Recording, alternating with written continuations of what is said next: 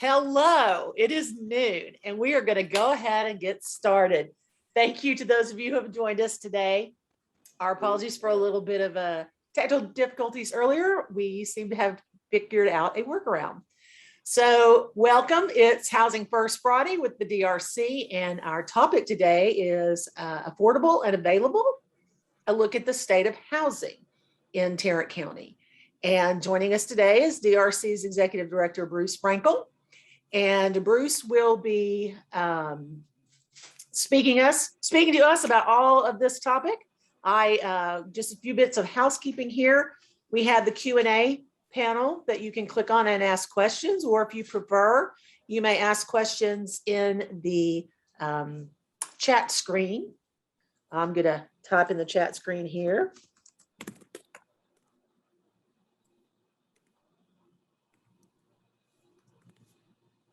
And I'm going to go ahead and hand it over to Bruce so that we can be mindful of your time.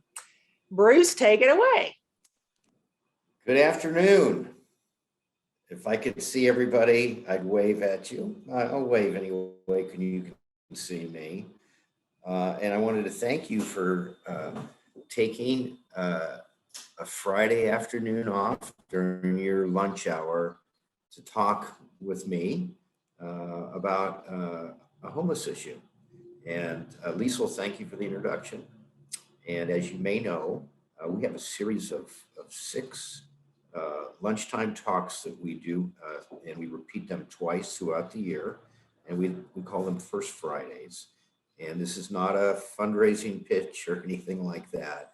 This is our opportunity to talk to you, the public, and give you a little bit more of a nuanced understanding of some of the issues related to homelessness, and perhaps answer some questions for you, hopefully to get you to scratch your chin and start to ponder more deeply about this phenomenon of homelessness, why people become homeless, how it impacts the individual once they are homeless, what some of the solutions and relief to homelessness are, and what some of the short and long-term impacts on our community.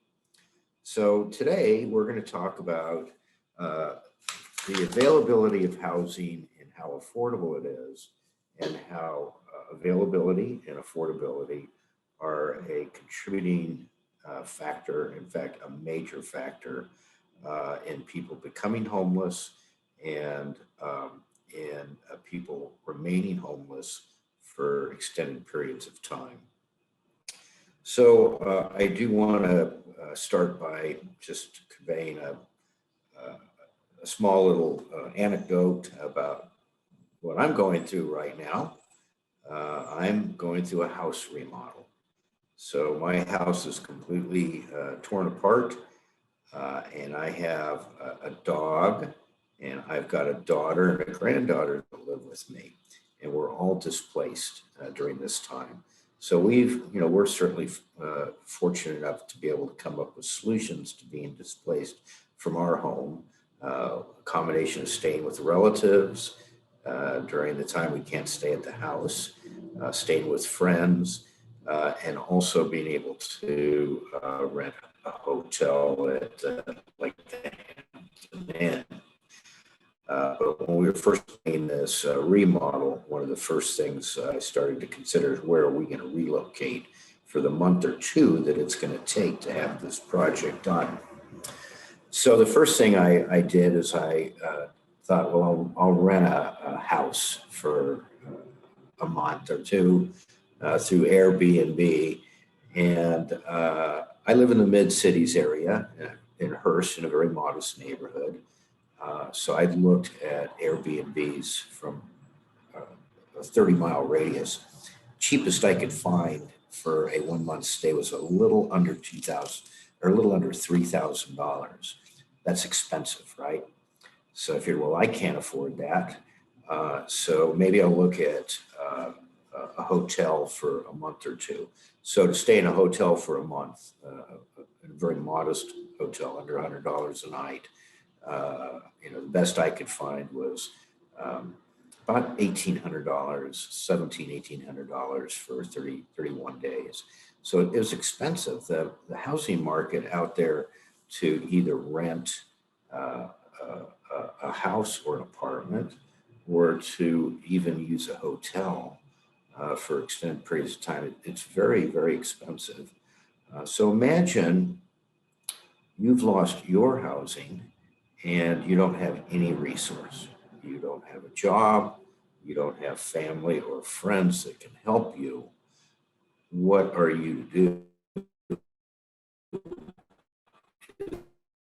do? Are there affordable housing units that you can get into either for short term or long term? And how affordable are they? It's a really, really difficult situation.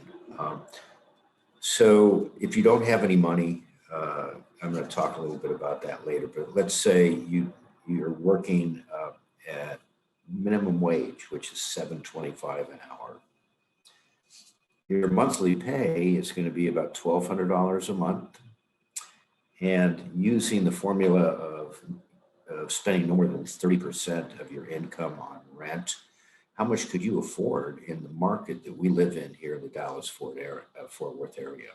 So if you're making minimum wage, $7.25 an hour, you can afford an apartment for $377 a month. If you make $10 an hour, you can afford a $520 a month apartment. If you make $12 an hour, you can afford a $624 apartment. If you make $15 an hour, which most minimum wage employers are now paying between $10 to $15. But if you make $15 an hour, you can afford a place that costs no more than $780 a month. And we're talking about studio or one-bedroom apartments, by the way. If you make $20 an hour, you can afford a rent of $1,400 a month. Sounds kind of doable. If you need to rent someplace and you've got children and you need a 2-bedroom or a 3-bedroom apartment, you can double those numbers. So how does that compare with the cost of housing in the Dallas-Fort Worth market? And I'm just going to talk about the Fort Worth market now because it's a little bit more affordable than Dallas, but not by much. So some of these statistics are a couple years old, but they're all within the last 2 years. And they hold up pretty well, even though the housing market sort of goes up and down a little bit. These numbers hold up pretty well now. So the median cost of a 1-bedroom or studio apartment in Fort Worth right now is $1,500 a month. So if you're a single man or a single woman and you're making $20 an hour, you can afford a 1-bedroom apartment in our community. If you're making less than $20 an hour, you're not going to be able to. For a 2-bedroom apartment, for those of you that have kids and know what it means to provide shelter for your family, it's going to be about $1,200 to $1,300 to $1,400 a month to find someplace. So it's an expensive market right now. When I moved, well, really looking back 8 years ago, these numbers were considerably less. It was about $650 a month for a 1-bedroom or a studio. So really, we found in the last 8 years that the cost of housing has gone up about 40%. So in the meantime, minimum wage has creeped up from $7.25 to between $10 to $15 an hour, but it's still not affordable in our market by yourself to be able to afford a place to live. And you've probably all heard of that formula, 30% on your rent or your mortgage. You don't want to pay any more than that. Why is that? Because the rest of your money you need to use for insurance. You need to use to buy a car and pay car payments, car insurance, health care, food, and utilities. All that adds up. And you don't want to end up having an apartment but then not being able to afford to stay in that apartment. So one of the things we look at in terms of one of the major causes of homelessness, and one of the reasons that once people become homeless, it takes so long to get housed again, is because housing is so expensive now. And if you've been watching the Fort Worth market over the last 5 or 6 months, paradoxically, even though we just have been in and out of this pandemic situation, the housing market in this area has just caught fire. It's a seller's market. Housing costs have gone up 23%, in the last 6 to 8 months. The availability of housing, there's probably about 1 month of unsold and available housing on the market, where in a healthy housing market, you're looking at 3 to 6 months of availability. So it's a very tight market. Housing is expensive, and there's not a lot of it available.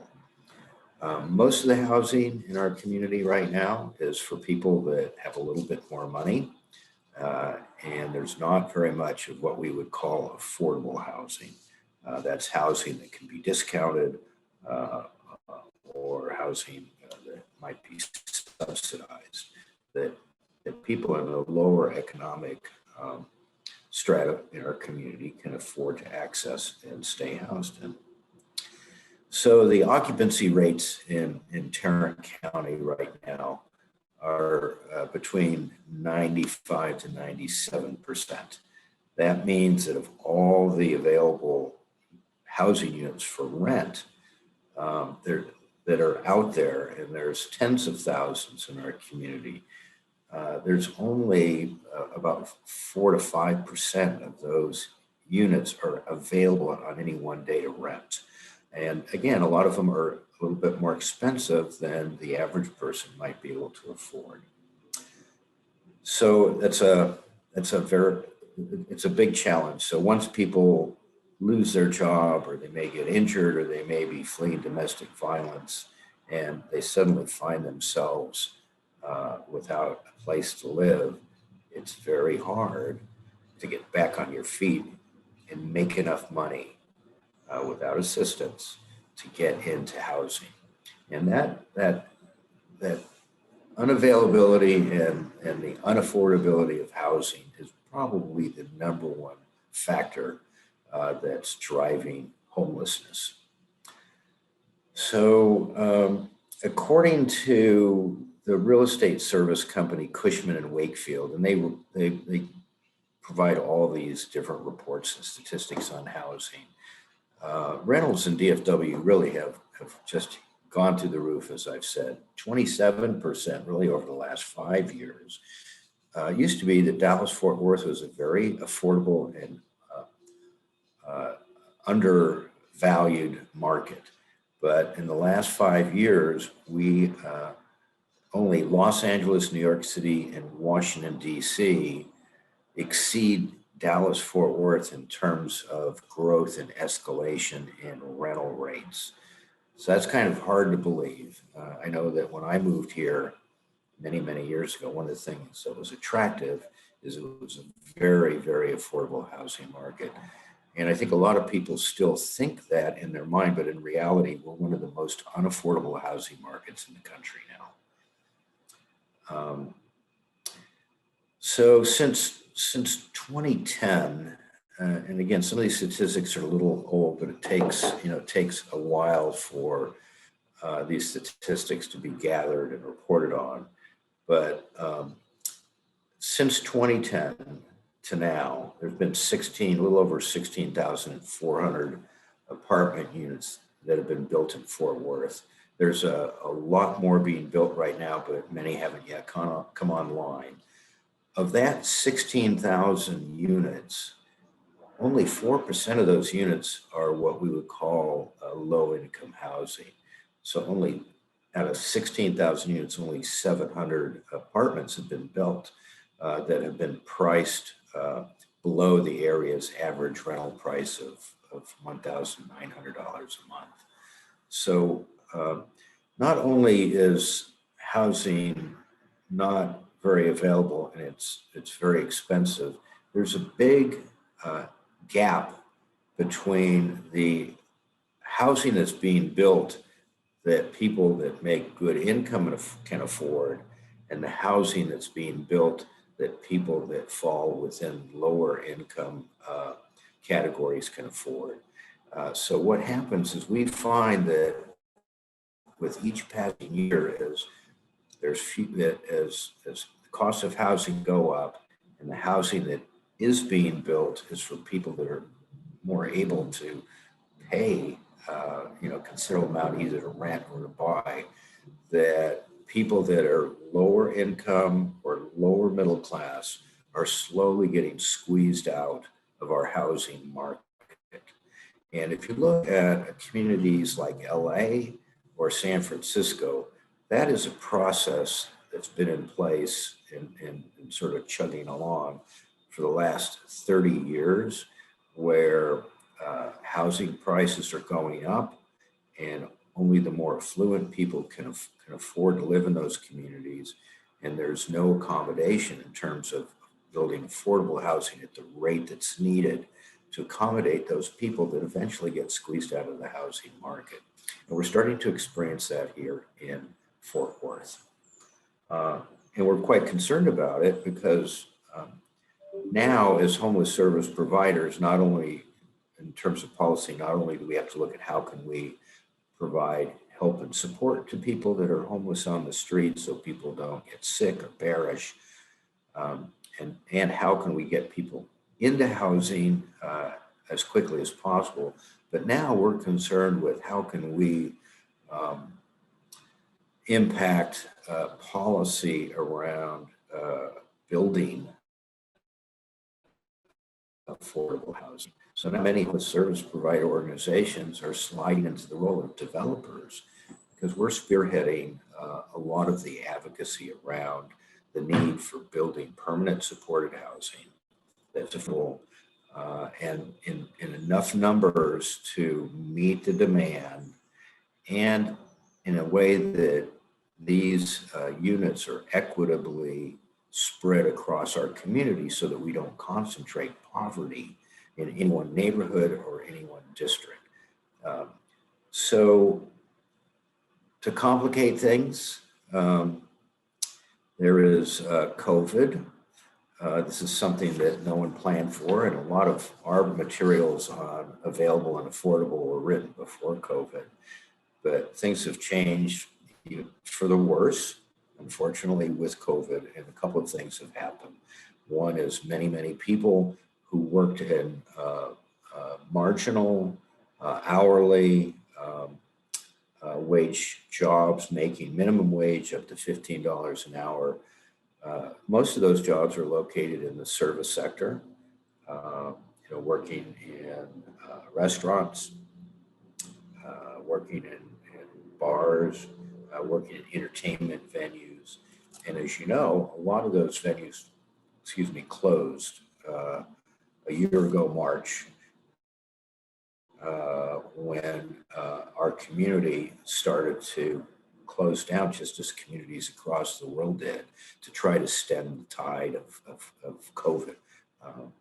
And a lot of those jobs were lost. More jobs were lost in that intervening 7 to 8 months than have ever been lost before since the Great Depression in the United States. Tens of millions of people suddenly found themselves without a job. And without a job, you can't afford to pay for an apartment. So a couple of things have happened. There have been some safety net stuff. There have been various stimulus packages that the Trump administration and other Biden administration put into place to help communities across America provide money to help people who needed, some short-term financial assistance to stay in their housing. There were increases in unemployment benefits for folks. There was an increase in the child tax credit. There were grants available to communities to, really help people as much as possible. So a lot of people during this time have been able to stay in their housing, even though they might not, be able to pay for all of it right now. They're being not forgiven, but there have been moratoriums on landlords evicting people because they haven't paid their rent. And these moratoriums are in place, or have been in place, and have just been extended by the Biden administration within the last week, um, to allow people to recover from the pandemic, get back into the job market, and be able to start paying their rent. Now, the way these eviction moratoriums work is the government is helping landlords as well recoup some of the money that they're not getting because people who've lost their jobs aren't able to pay for their rent. So landlords have to pay, many landlords have to pay a mortgage as well on their buildings. So this has helped them.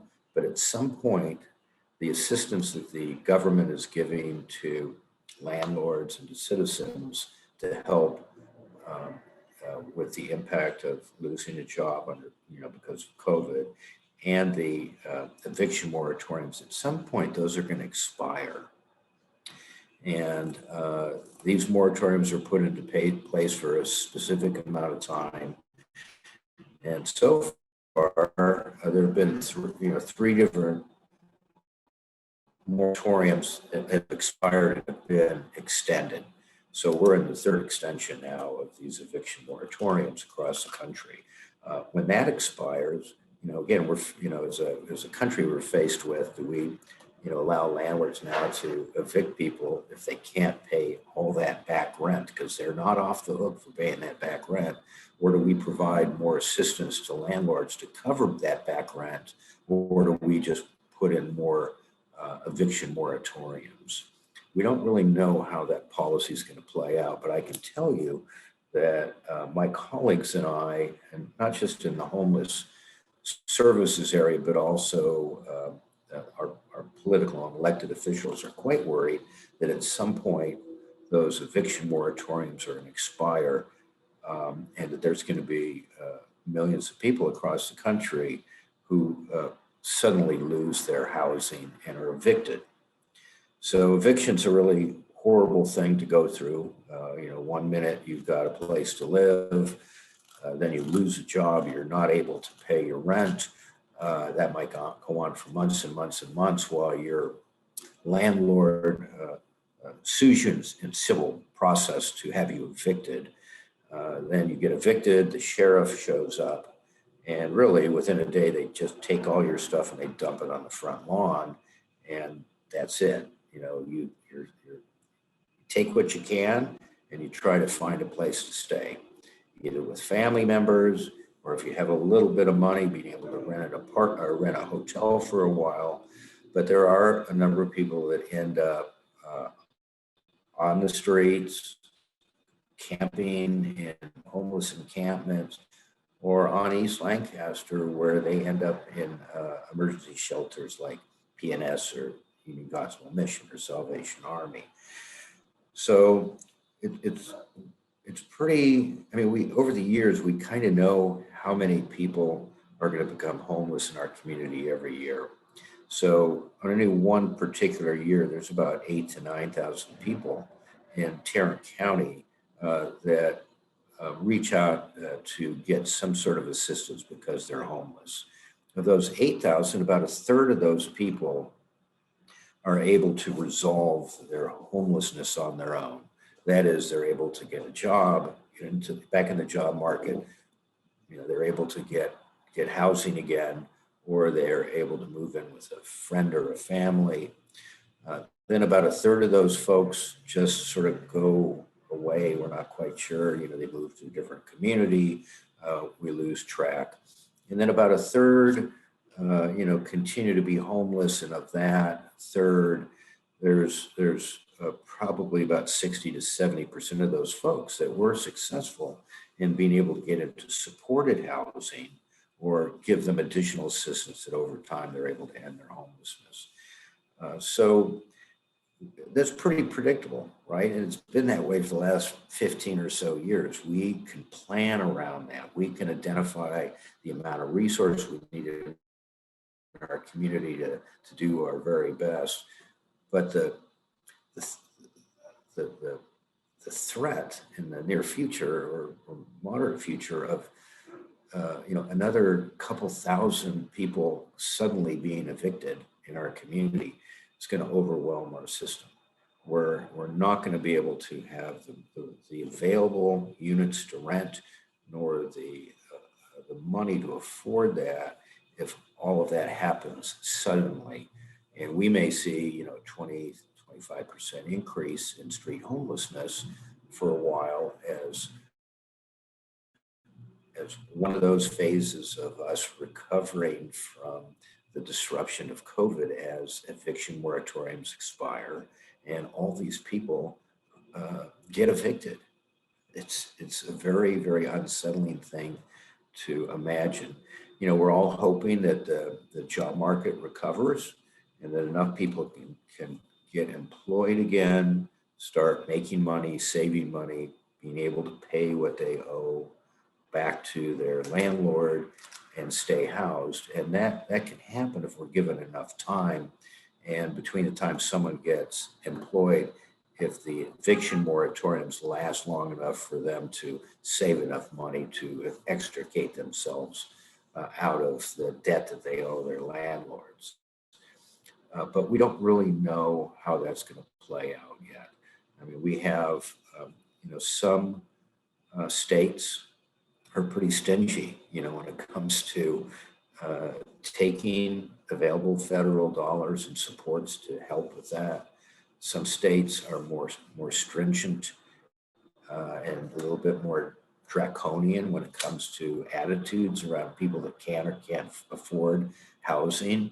I've talked to and I read a lot where you've got state governments that basically say, if you can't survive on your own, it's not the role of the government to give you a leg up.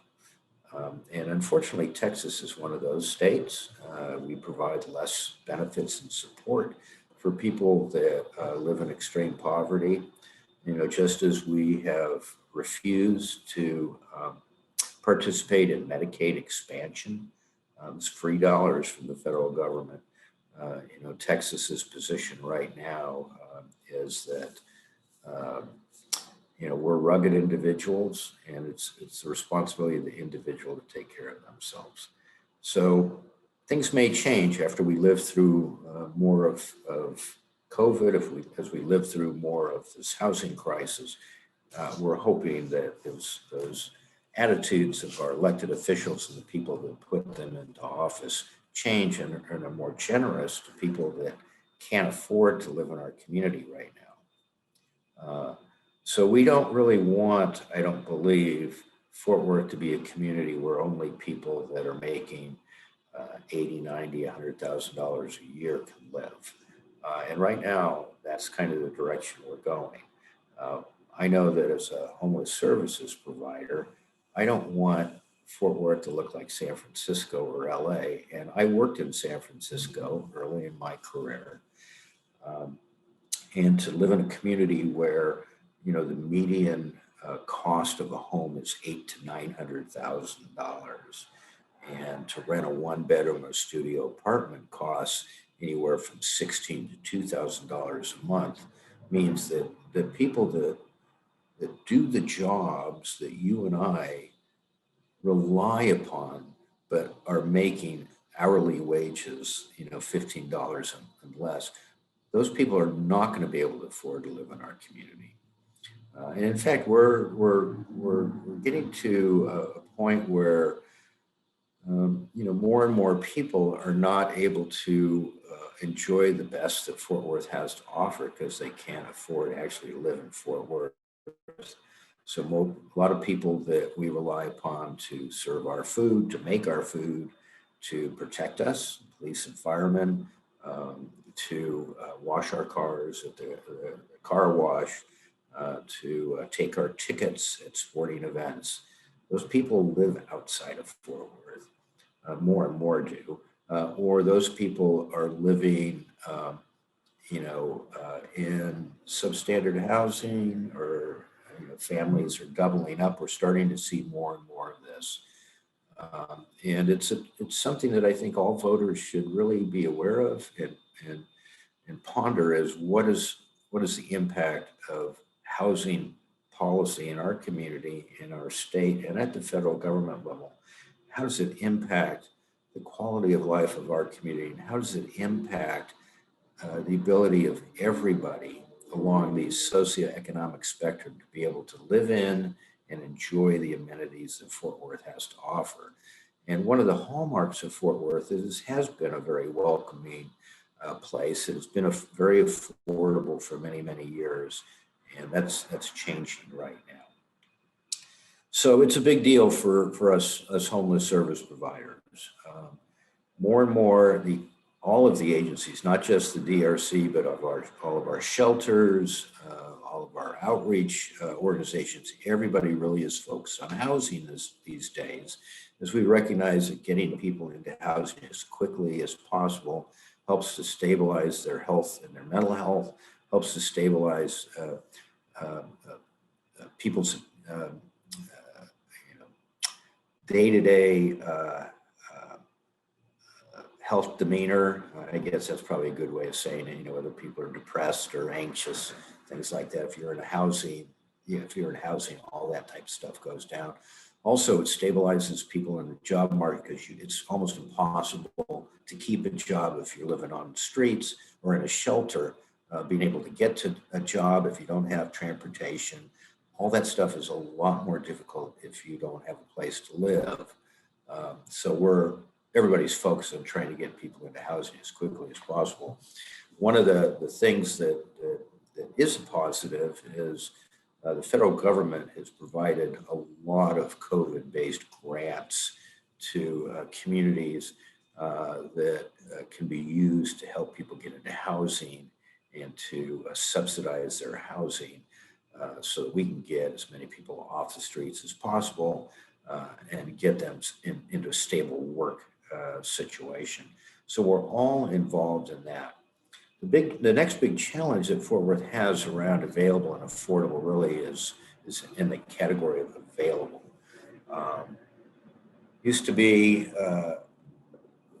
actually up until about 5 years ago, there really weren't any new units of permanent supported housing that had been built in quite a while. Now I think we're averaging about 200 or so new units of permanent supported housing or of affordable housing that can be used for permanent supported housing being built, or other buildings being purchased and repurposed for housing. We're starting to see more of that in Fort Worth, which is really, really a good trend. And one of the things that's allowed that to happen in the last year and a half, and really in a very accelerated way, is some of these available COVID dollars that we get from the federal government. So the additional challenges around housing in our community is for us, if we have a good handle, we know that at any one time there's probably 600 to 800 people a year that come into our community that we would call chronically homeless. These are people who've been homeless for a long time, or have a chronic health condition like serious mental illness or long-term drug and alcohol abuse. They may be people with diabetes who have had an amputation, veterans who suffer from severe post-traumatic stress disorder, or may be physically disabled as well.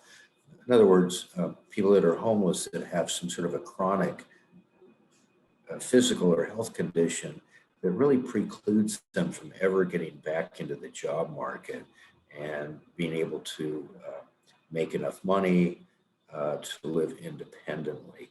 I mean, some people, but the majority of those folks that are chronically homeless are going to need some sort of assistance for the remainder of their lives. So there is money that we get from the federal government and from the state of Texas, and also from our local government through the City of Fort Worth's Directions Home program. And all these dollars are used to help fund many of the services that we provide to homeless folks. But more and more dollars are being made available to subsidize housing. In other words, pay for people, pay the rent for people going into housing. And more dollars are also being made available for bricks and mortar projects, and that is building new affordable housing, or being able to buy existing structures like old hotels or maybe even old office buildings and repurposing them as apartments or lofts or studios or whatnot that can be used to provide housing, low-income housing to people. So Fort Worth is definitely going in the right direction. I know just within the last year or so, there have been a number of projects in Fort Worth, a project called Casa de Esperanza.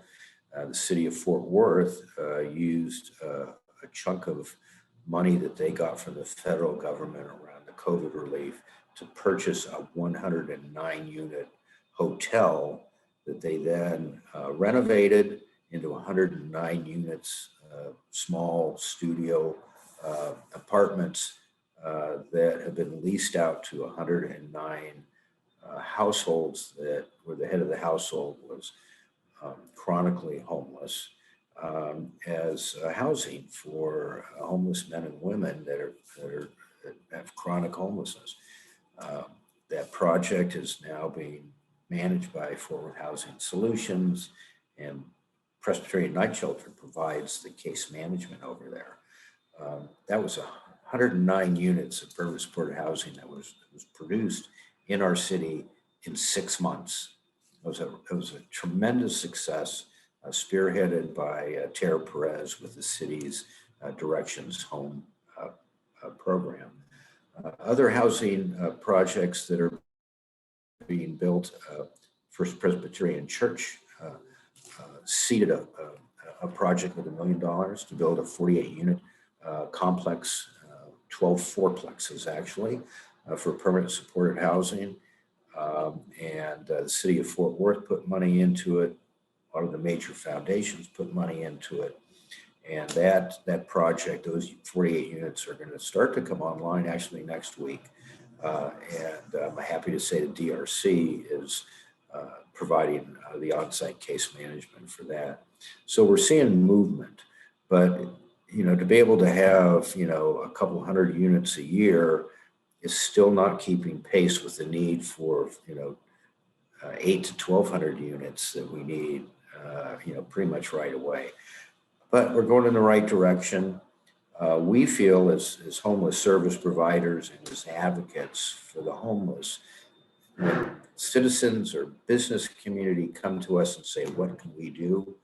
Our answer now is very unequivocally, what you can do is advocate for building or producing more affordable housing units in Fort Worth and Tarrant County as quickly as possible. That is really the avenue to ending homelessness, is providing affordable housing to people.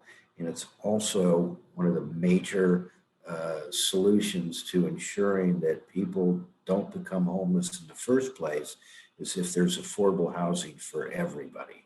So if you look at people on a socioeconomic scale, from those people that make $0 a year to those people that make, $10 million a year, there needs to be in every community enough housing to house every one of those people along that continuum. So there needs to be housing for people that can't afford to pay for their housing, every bit as much as there needs to be housing available for people that can buy a $10 million home. So property taxes let me take it back. What I want to do is talk about why housing costs are high and why they're going to continue to stay high and probably get higher and higher. So the cost of building, of course, has gone up. One of the things that everybody was startled by is as we were recovering from the last wave of COVID, there was this huge jump as the supply chains around the world started to open up, but they sort of opened up kind of slowly. There was shortages of lots of things. So there was a shortage of lumber, and lumber tripled and quadrupled in price. So subsequently, and you probably read stories of this, people that last year had signed a contract to have a builder build a house for them, and they put money down. Builders are coming back and canceling those contracts because they're saying, well, we said we could build this house for you, last year for $250,000, and now it's going to cost us $300,000 to build this house. And once we build it, we can sell it to someone else for $350,000. So what we're finding is two things. One is the cost of supplies and materials are going up. Because it's such a tight market, there's more demand than housing. A lot of the builders and a lot of the people that are selling housing can name their own price. People are getting greedy. So the cost of housing is being driven up by that. Also, Tarrant County collects on the average 2.3% of a property's assessed fair market value as property tax. And Tarrant County has one of the highest median property taxes in the United States. So lined across all the counties in Texas, because there's no state income tax, the money that is generated in other states by a state income tax is used to pay for many things.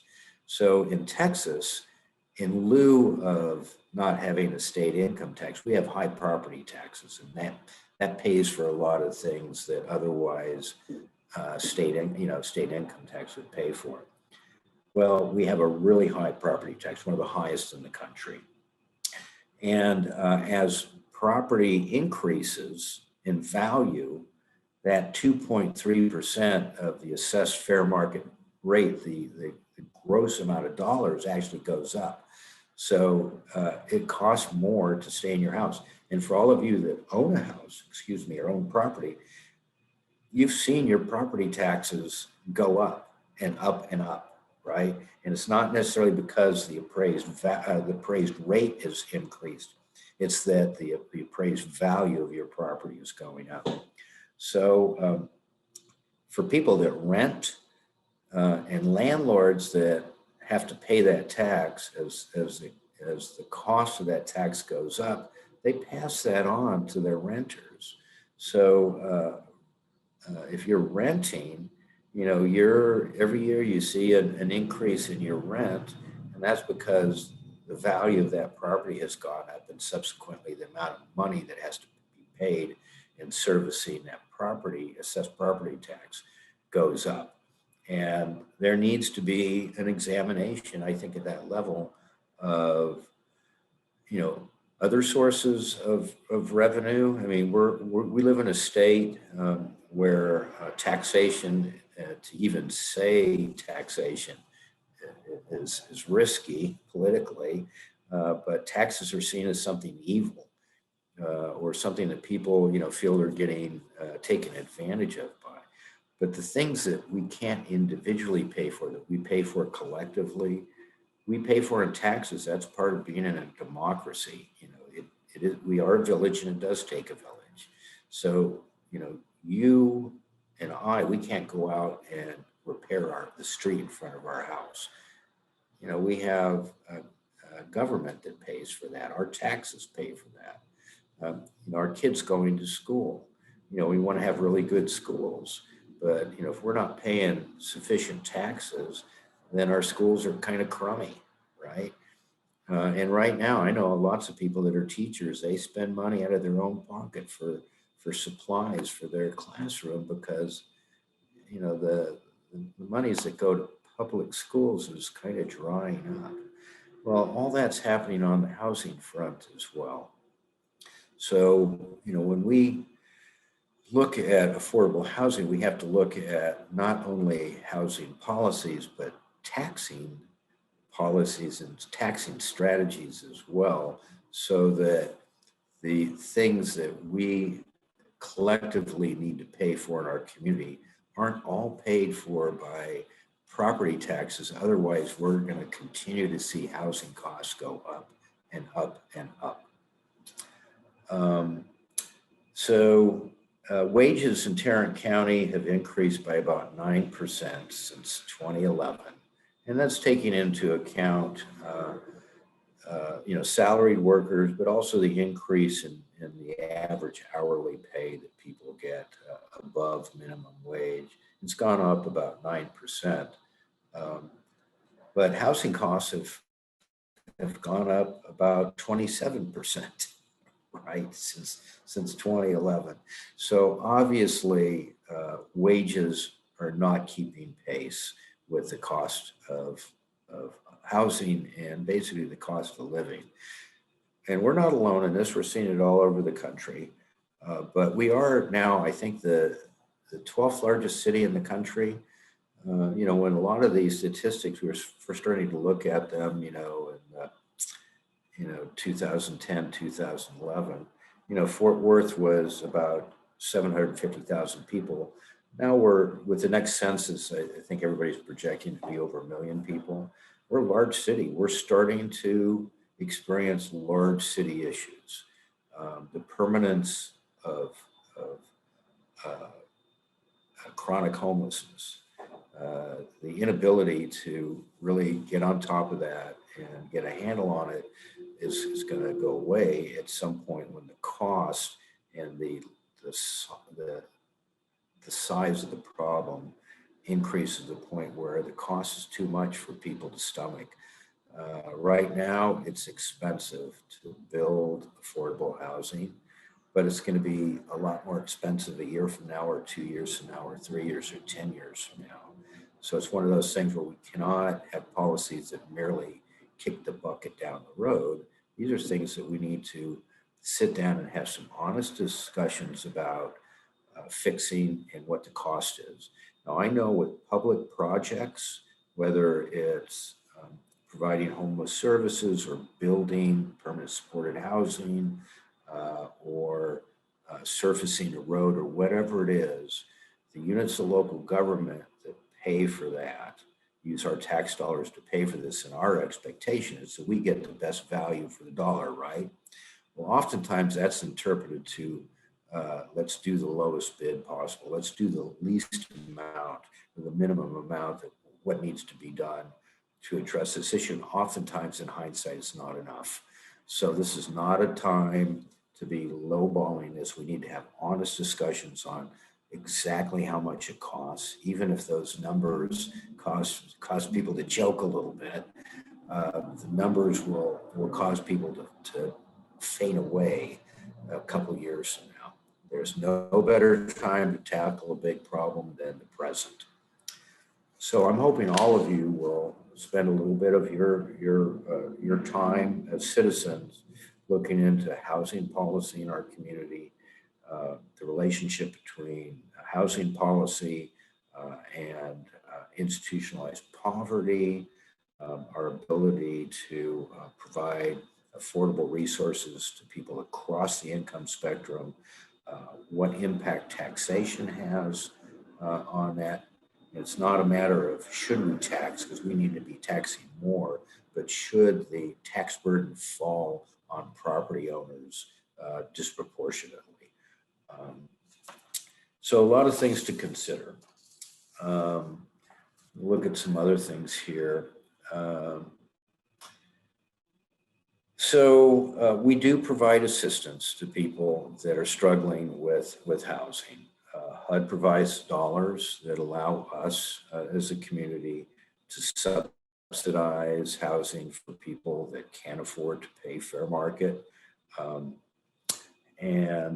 We also have vouchers that are helpful to people, like Section 8 vouchers in our community, but we also have other types of vouchers like project-based vouchers, which allow builders to get guaranteed vouchers for their units so that they know that they're going to be occupied and the money's going to be there for up to 15 years to pay for the rent of that unit. That's like money in the bank for a developer. It's like guaranteed 100% occupancy. These are very valuable uses of housing dollars and these project-based voucher forms that help to incentivize builders to build more permanent supported housing. Also, there are tax credit programs where if I'm a builder and I'm going to build a luxury apartment complex, in let's say Clear Fork and one of our newer developments areas in Fort Worth, it's going to be pretty high-end stuff.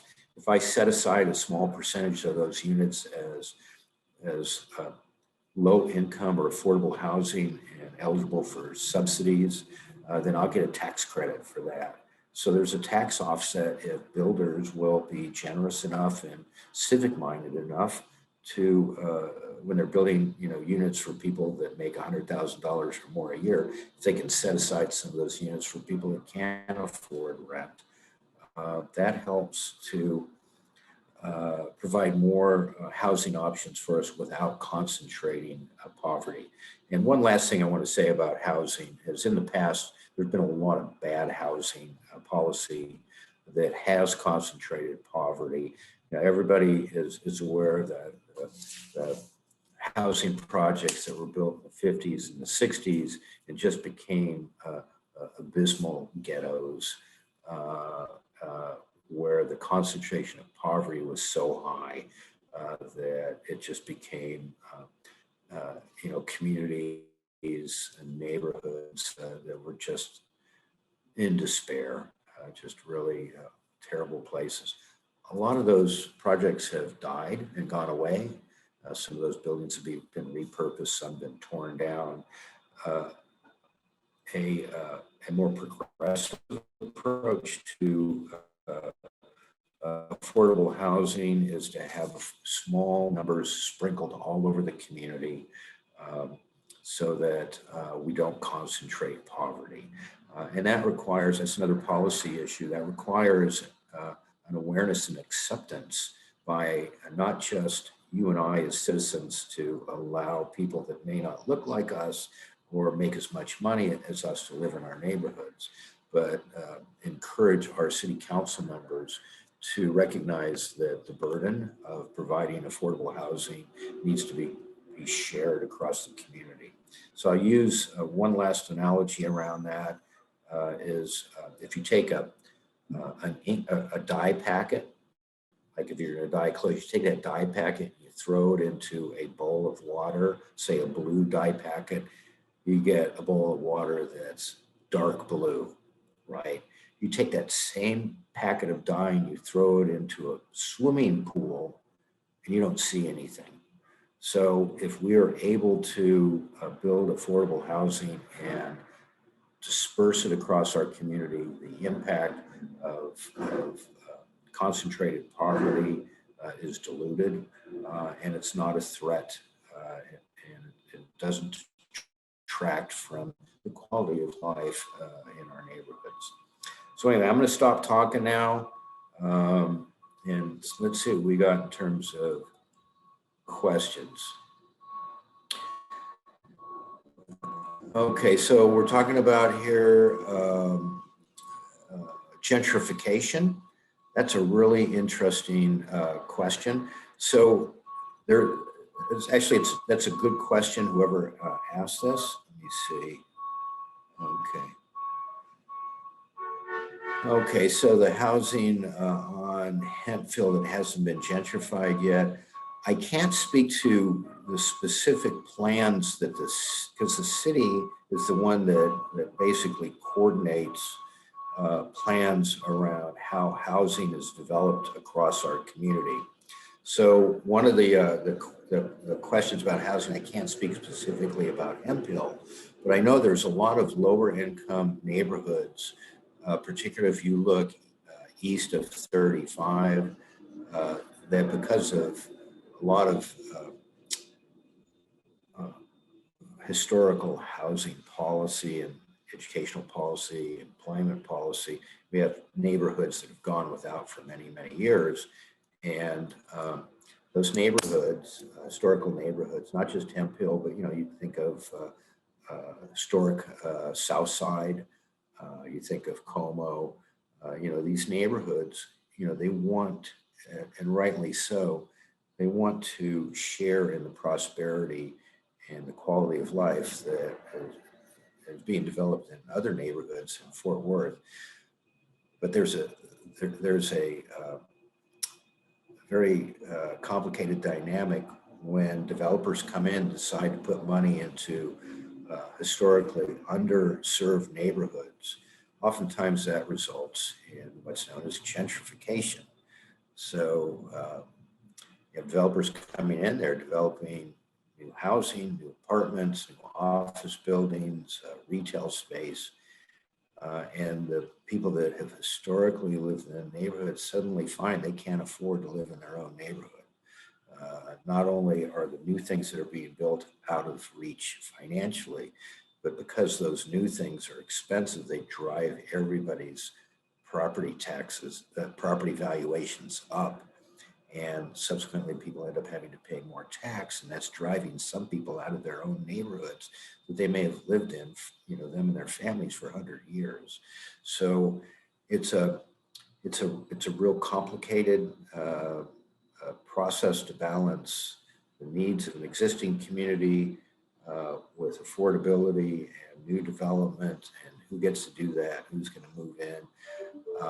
I don't have the answer to Hemp Hill, but I do know, and I can talk to anybody that's interested offline about some of the other projects in Fort Worth that are dealing with this whole issue of gentrification and affordability.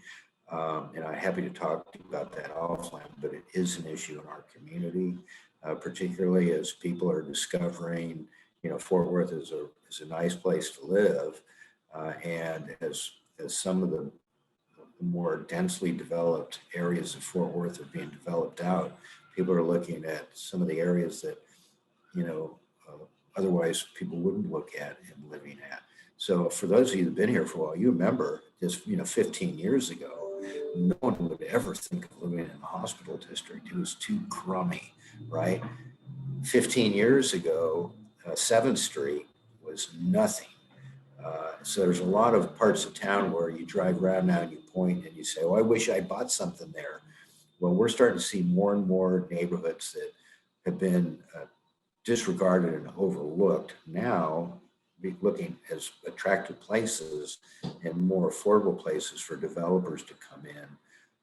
But yeah, there is that tension around gentrification and how that gets managed in such a way that the existing families that have historically lived in those neighborhoods don't get driven out of their own neighborhood because they can't afford to live there anymore. But that is definitely an issue. And I'm trying to mute this other computer. There we go. We are right at 1 o'clock. So we're going to wrap up now. To be mindful of your time. And Bruce, thank you so much for everything today. I want to remind everybody that we will have the next session in August. This is August, in September.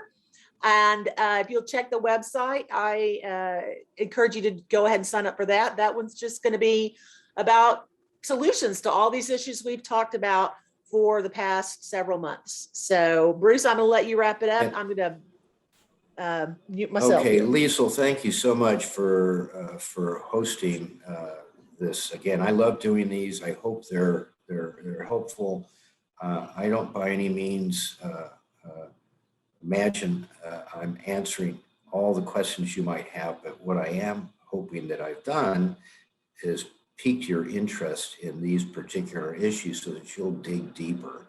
And together, because I don't have all the answers, I get a lot of good answers from folks like you, that together we can dig deeper into some of the questions that you've asked, particularly around tax policy, around broader policies our community may have for building affordable housing for seniors and with disabilities, and the gentrification of our neighborhoods, being able to balance the need for more affordable housing with the need that the community has for growing and prospering. So there's a lot to to talk about. We've just scratched the surface. I do want to invite anybody to get in touch with me. This is my cell phone that my cell phone is my office. So you are more than welcome to contact me personally to continue this discussion on a one-on-one basis. If you're going to get in touch with me through my cell phone, I do ask that you do not call me because I don't answer. I don't use my cell phone as a phone. But if you text me, I read all my texts. I am obsessed with texts. I will get right back in touch with you, and then we can set up a time to get together to talk and more in length at some of the issues that you might be interested in. And with that, I want to really thank you. You are involved citizens in your community, and it's the involved citizens in the community that really make the community. So congratulations. Thank you. I've got a great deal of respect for you and admiration for your interest in homelessness and wanting to do something. And together we have, and together we will. Thank you all very much.